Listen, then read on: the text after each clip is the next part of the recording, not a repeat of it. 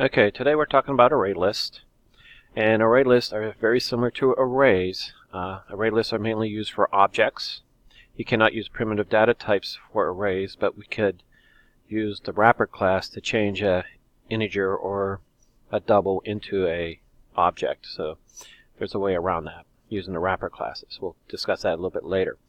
Another thing with array list is it keeps growing, and you could keep adding more and more elements to it, and it just keeps getting bigger and bigger and bigger. Whereas an array, it's a fixed size. Once you give it a size 10, it has to stay 10.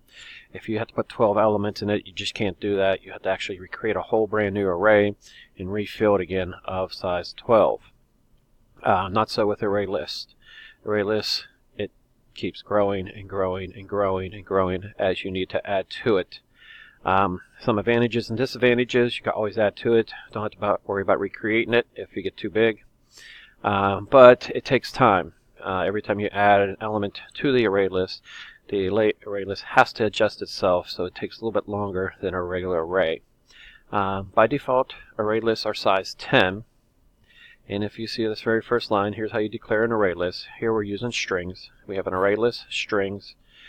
We call it myString equal new array list string, and then in the parentheses here, by default it's 10. It's always good. Let's say I have employees of 100. Now I create an array list of 100. By doing that, every time I add somebody to the array list doesn't have to grow because there's 100 spaces already set up. Now if I go 101, 102, it has to grow, and then it takes time. So it's always good to set your array list to the size that you want instead of having it grow to the size that you want. Just a matter of saving speed, mainly for speed and time.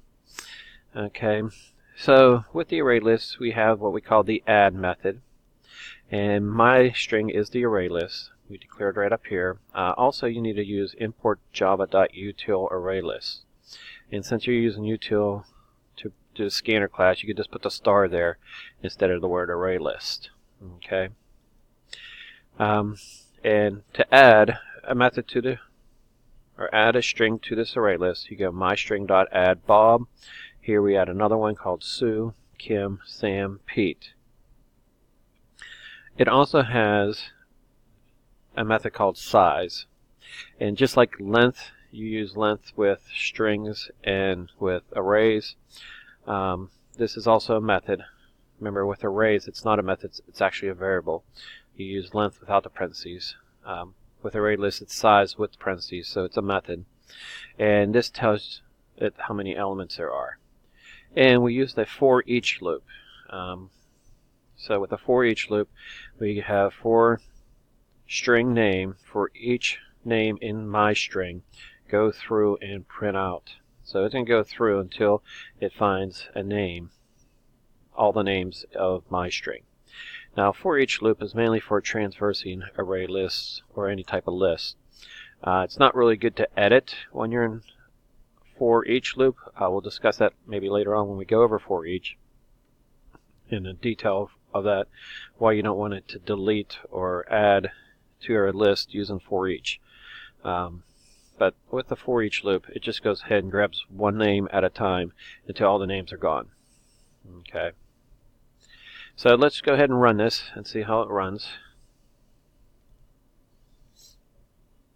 And if you notice down below here, I outputted size right here, system.out println size, and there are 5 names. And Bob, Sue, Kim, Sam, Pete are printed. Okay. So that's how you add elements to an array list. Okay, don't forget the declaration up here, how you declare an array list, and you can add. Now, each one of these gets added to the end of the array list. Okay, so when I put Bob, well, Bob's the only element. So when I put Sue, Sue's after Bob. Okay, when I add Kim, Kim comes after Bob and Sue. So each one gets added to the end of the list by default. Okay, there is another add where you could actually insert it where you want it to be, and we'll discuss that a little bit later. Okay, what happens if I want to remove an element? Well, right here in this commented area, I commented this out,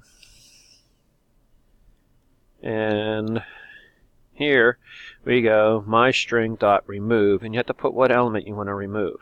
Okay, and it's the third element. Now remember, Bob's in a 0, Sue's 1, Kim's 2, and Sam is 3, Pete is 4. So I'm saying remove 3. So if we're using a 0, 1, 2, 3, that will be Sam. And I'm putting 2 blank lines here, and I'm doing a for each again for each name in my string. Go ahead and print out. So we're going to go through and print out.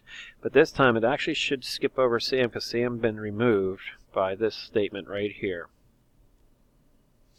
And then we're going to output the size again. Now the size should be 1 less than the 5 from before because we removed Sam. So let's go ahead and test that to see if that is our result. Okay, and notice we get Bob, Sue, Kim, Pete. Sam is missing and we're down to 4. Okay. So that's how you use add and remove in for each loops inside of an array list. Okay. So let's take a look at some other methods here. Here we have 2 adds. Here's where you add the element we just discussed, and it gets added at the end of the array list by default. The other add here on top, you actually tell it where you want to insert it, and it puts the element there, and all the elements gets pushed down. Okay, so if I'm putting this in the second position, this element here goes into the second position, then this becomes number 2, and the element gets pushed down 1.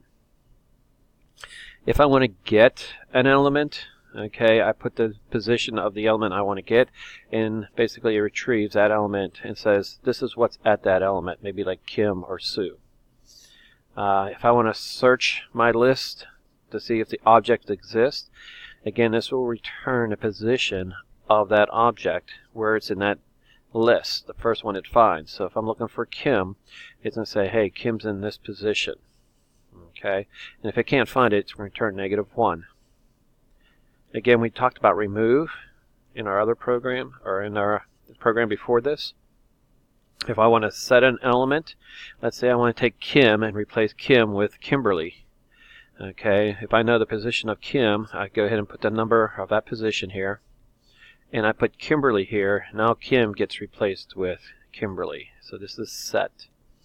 Size, we already talked about that. That tells us how many objects there are in my list.